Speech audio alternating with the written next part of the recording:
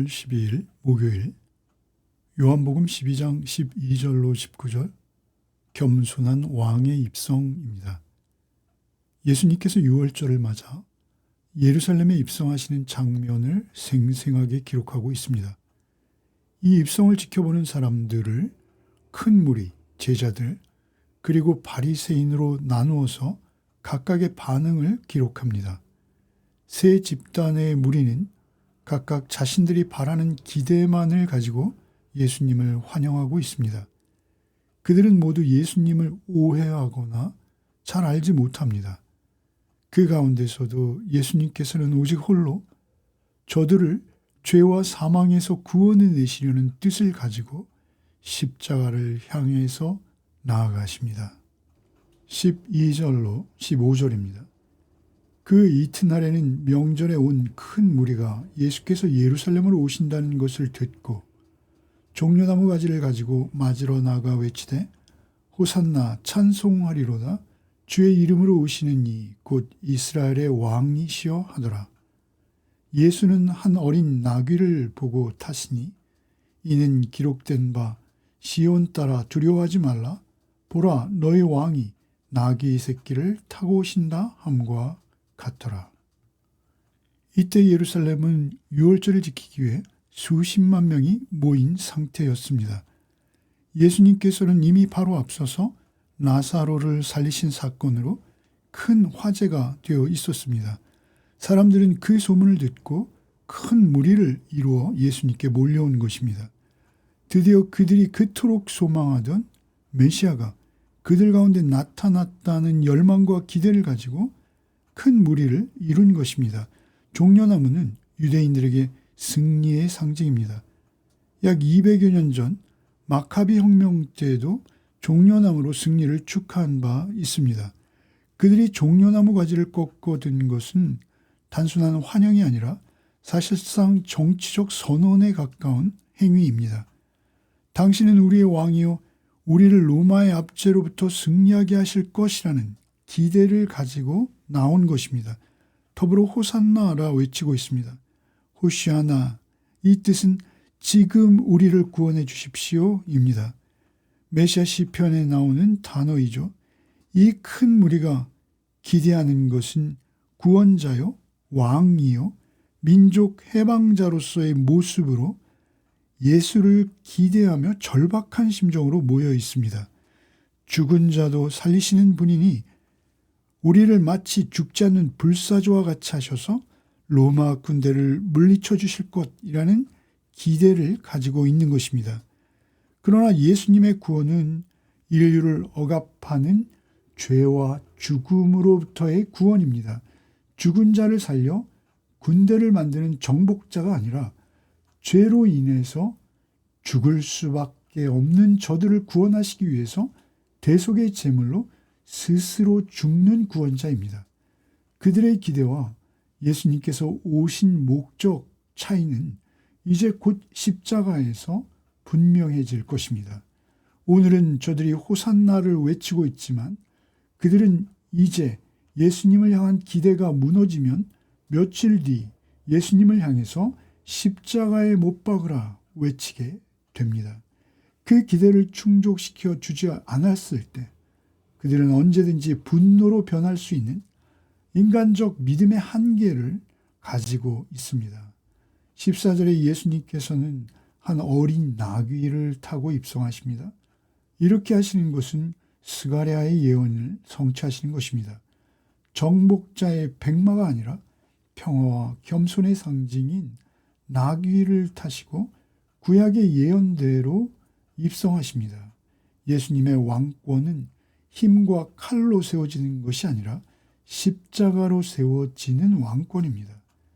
그렇다면 제자들은 어떻게 반응했을까요? 16절입니다. 제자들은 처음에 이 일을 깨닫지 못하였다가 예수께서 영광을 얻으신 후에야 이것이 예수께 대하여 기록된 것임과 사람들이 예수께 이같이 한 것임이 생각났더라. 예수님을 가장 가까이에서 지켰던 제자들조차 이 입성의 진정한 의미를 십자가와 부활을 경험하기 전에는 알지 못했습니다. 그들에게 일정한 간격을 두고 3번씩이나 십자가를 예언해 주신 바 있습니다.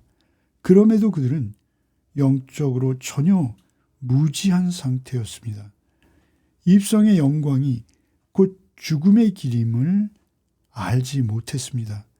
16절은 제자들이 예수님께서 영광을 얻으신 후에야 비로소 이 모든 의미를 기억해냈다고 증언합니다.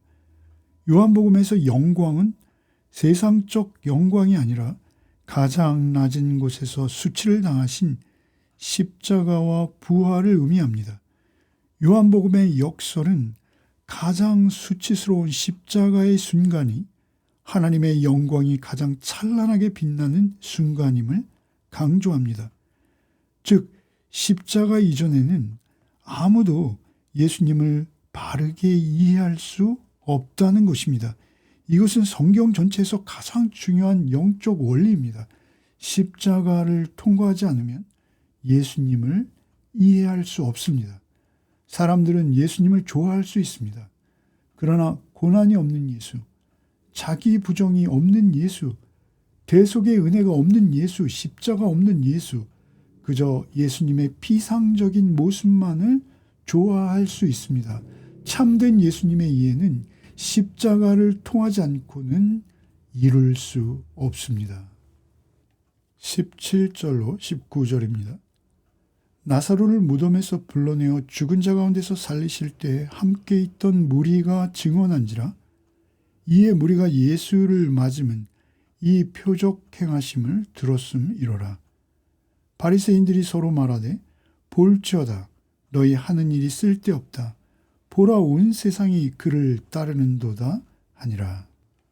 17절에 많은 무리가 모인 것은 오직 예수님께서 나사로를 살리신 표적에 대한 소문 때문이다 라 기록하고 있습니다. 18절에는 예수님을 환영하는 큰 무리를 보고 바리새인들이 깊은 절망과 당혹감을 느끼고 있습니다. 볼지어다 너희 하는 일이 쓸데없다. 보라 온 세상이 그를 따르는도다. 이 말은 자조적인 한탄이요 뭔가 더 강력한 대책을 요구하는 악한 의도가 스며 있는 말입니다. 그럼에도 불구하고 요한복음의 관점에서 놀라운 신학적 역설을 선포하고 있습니다. 바리새인들은 예수님을 죽여 유대 사회에서 영원히 격리하려 했으나 하나님의 섭리는 오히려 그들의 입술마저 빌려서 예수님께서 온 세상의 왕이심을 선포하게 하십니다. 그들은 보라 온 세상이 그를 따르는도다 말하고 있습니다. 이 고백 직후에 헬라의 이방인들이 예수님을 찾아오기 시작합니다. 이제는 유대인의 왕을 넘어서 열방의 왕으로 확장되는 하나님 나라의 통치를 보여주기 시작하는 것입니다. 세상의 권력이 하나님의 계획을 막으려 발버둥 칠 때 하나님께서는 오히려 그들의 반대를 발판 삼아 복음이 보편적으로 확장되어지는 역설의 승리를 일궈내십니다. 인간들의 오해와 반대 속에서도 예수님께서는 홀로 묵묵히 자신의 길, 십자가의 길을 걸어가십니다. 오늘 본문은 우리에게 세 부류의 거울을 제시합니다. 첫째는 정치적 열정은 있으나 진리의 무지한 군중을 보여줍니다. 둘째는 예수님의 곁에 있음에도 아직 십자가를 통과하지 못한 제자들을 보여줍니다.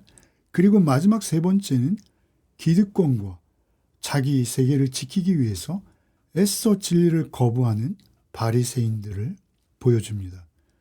오늘날 우리의 모습도 크게 벗어나지 않습니다. 기복주의 신앙, 지적인 유희로 신학에 매몰되는 비상적인 믿음, 또는 자신의 정치적 이념이나 욕망으로 이 세 범주 안에서 위태롭게 서 있지 않은지 우리는 우리 각자 자신을 돌아보아야 합니다. 그럼에도 오늘 본문은 우리에게 주시는 위로가 있습니다. 그 인간의 무지와 반대에도 예수께서는 하나님의 구속 계획을 이루시기 위해서 묵묵히 나귀를 타시고 십자가의 길을 걸어가셨습니다. 인간의 이해가 구원을 완성하는 것이 아니라 오직 하나님의 일방적이요 주권적인 사랑이 구원을 성취하셨습니다.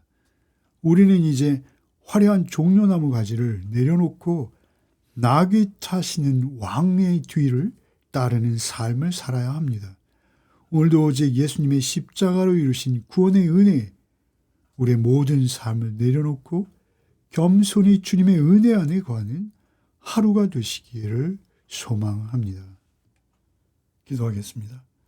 사랑과 은혜가 풍성하신 주님, 오늘 말씀을 통해 화려한 종려나무 가지 뒤에 숨겨진 인간의 탐욕과 무지를 보게 하심에 감사를 드립니다.